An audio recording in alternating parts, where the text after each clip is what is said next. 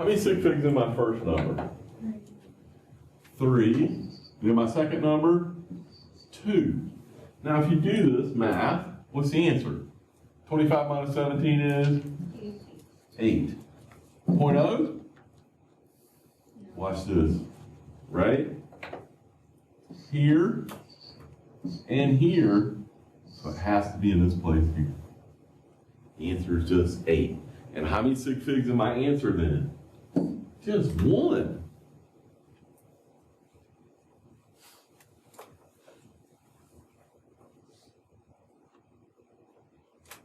It's very common when you add and subtract that you lose or gain significant figures. So I went from 3 in one measurement and 2 in another measurement down to only 1 in my final answer. What the heck? That's not good, is it? Okay? That's why in the lab, you always make measurements as precise as you possibly can. Okay? Based upon your measuring device. Because when you do calculations like this, you can lose sig figs. Fair enough? No? You don't like that? You don't like losing sig figs?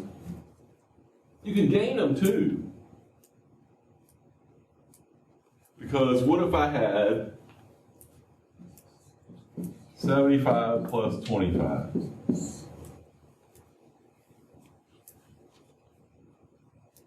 What do I have? What's the answer? 100.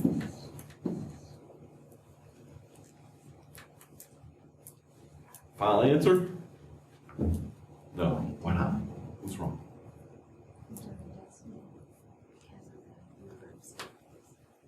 Not the number of sig figs, but where they are. This is in a ones place. This is in a ones place. I want my answer to be significant in the ones place. I'm going to put a decimal here to make that ones place significant. So I went 2, 2, and now I got 3. What are we seeing? When you have addition and subtraction, it doesn't matter how many you have. What's important is where is the last significant figure? Once again, the number that's least precise, or the number that has the least precise measurement, is probably going to determine what goes on here. Okay. Does that make a little bit of sense?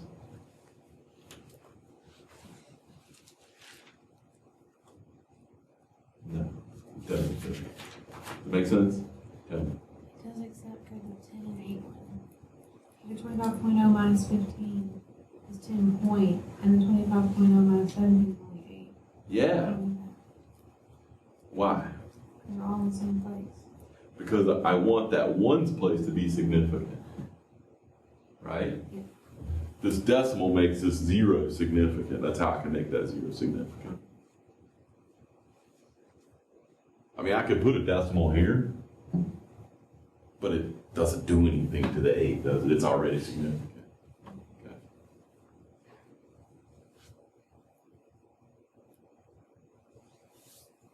We're good? Mac? You gotta ask now. No, don't do that. You can't do that. You gotta ask. Where you lost at? Tell me. You're good? All right. So, example I gave in the last class was, my first semester here, I taught this class. It was spring of 2010. And I asked a question on a test, and it was not intended to be a hard question. It was intended to just see if you guys could do significant figures or not. And a lot of people skipped the question or didn't put anything down. And so the question went something like this. Y'all can see that I have a problem, right? And my biggest problem is one food. If there's ice cream being served, I'm going to eat it. Okay, that's a huge problem for me. So don't bring ice cream around because I eat it. Okay. One of the things that people like to do with ice cream is they like to make ice cream sundaes, right? Who likes ice cream sundae? Everybody does, right? Okay, so let's say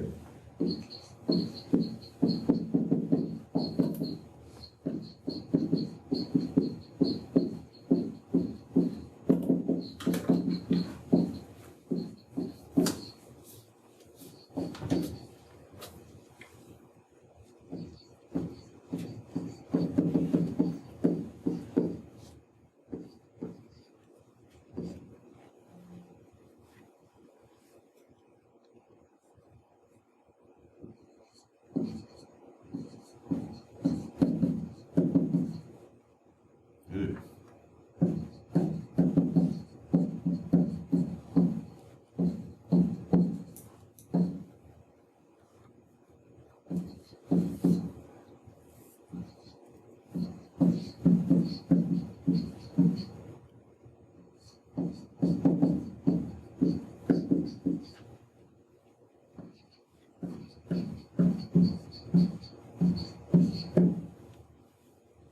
Y'all like problems like this?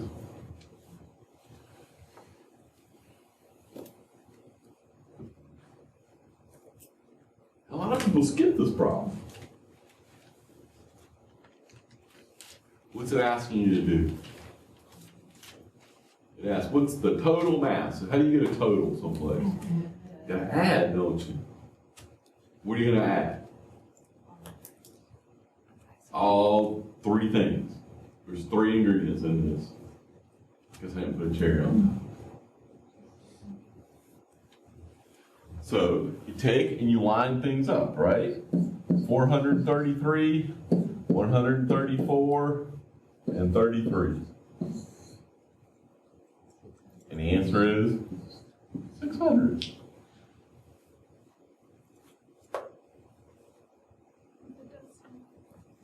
With a decimal. Why with a decimal? Because in the ones place, in the ones place, in the ones place, this right here has to be significant, doesn't it? I have to put a decimal, or you could write it what? 6.00 times 10 to the second. Okay. And then the other class, they correct them. You gotta put the G here, right? Might be kilograms. That'd be quite a sundae if it was 433 kilograms of ice cream. I'm all for that.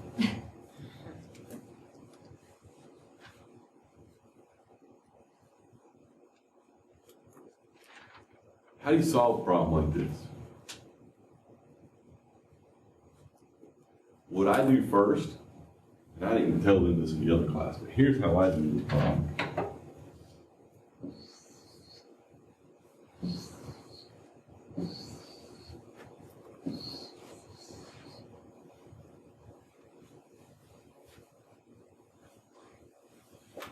Does it matter that it's ice cream and whipped cream and fudge?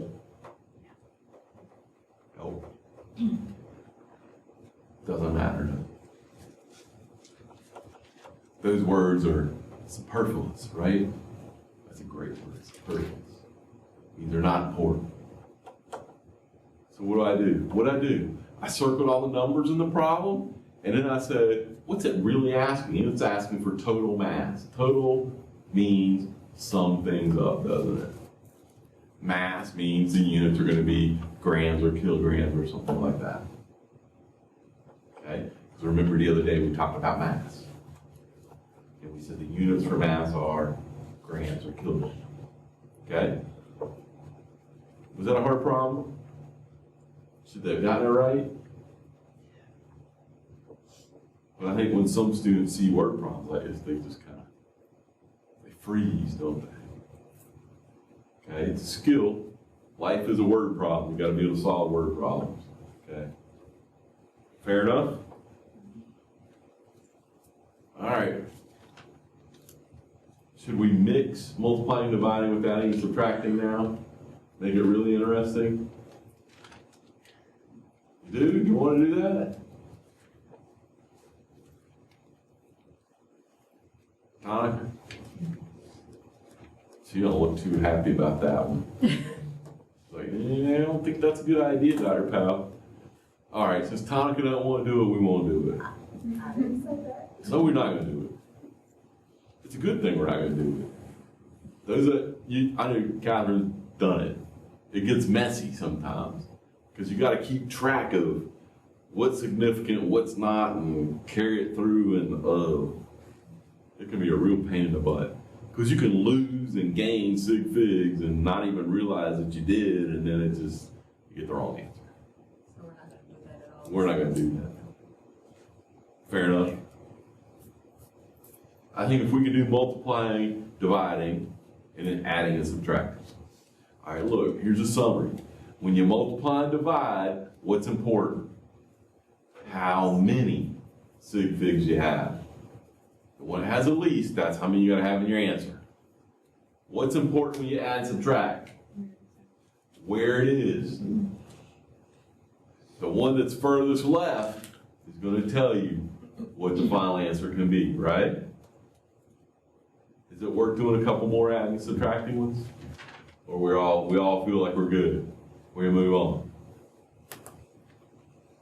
Tonica, you good? I mean, if we did a couple more, it'd be all right, but, No, whatever everybody else I wanna don't. do. Yeah. If y'all don't speak up, we're gonna move on. You got it, right? Listen. Who paid for this class? You paid? You paid? Y'all paid or else you wouldn't be in here because they'd be disenrolled you. We call it purging. They disenrolled you. Okay? So I know y'all paid. When you go to buy food and it's not even good, what do?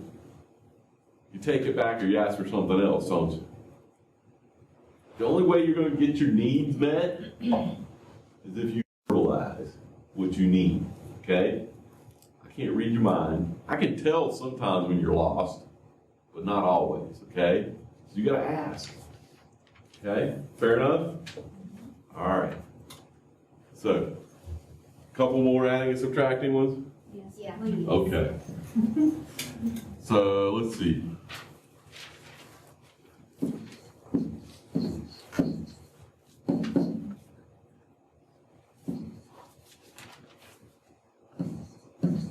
I don't think that I wrote it red. So y'all work on these, okay?